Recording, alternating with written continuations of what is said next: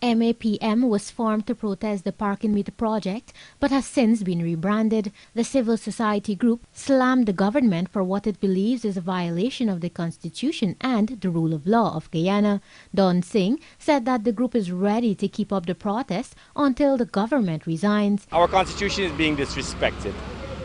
We had a no confidence motion. Whether we like it or not, whether we think Sharon Das is a treacherous or he's a hero, that does not matter. It happened.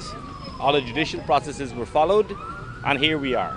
It is the president's mandate to dissolve parliament and call elections. We just want adherence to our constitution. I mean, we have so many things that are waiting. I mean, like local content policy we're hearing all the time.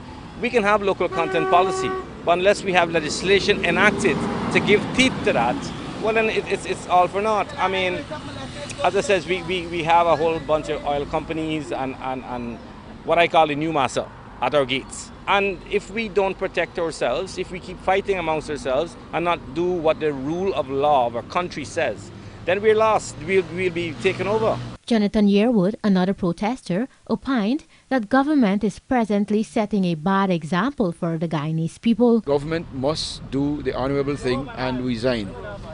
They must abide by the Constitution. If our government does not honor and obey the law, the supreme law of Guyana, what example are they setting for our children?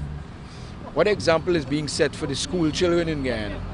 In that the school children will now look at it and say, well, they don't have to abide by the laws. If the president doesn't abide by the law, when the police stop somebody on the road, they will drive away and say, who are you to stop me? Examples must be set from the very top. Maria Nadir described this situation as unfortunate. I'm here because it's sad that a few of us here have to protest to the president of this country to have respect for our Constitution. That's what we are here for. You have nothing to fear. You did well for the people. Call elections. You had a no confidence against you. Get on with the program. The Constitution says that following the passage of the no confidence motion, the President and Cabinet must resign and elections held within 3 months.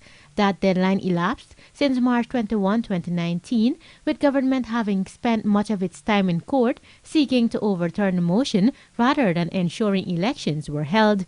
Reporting for the Evening News, Kizzy Coleman.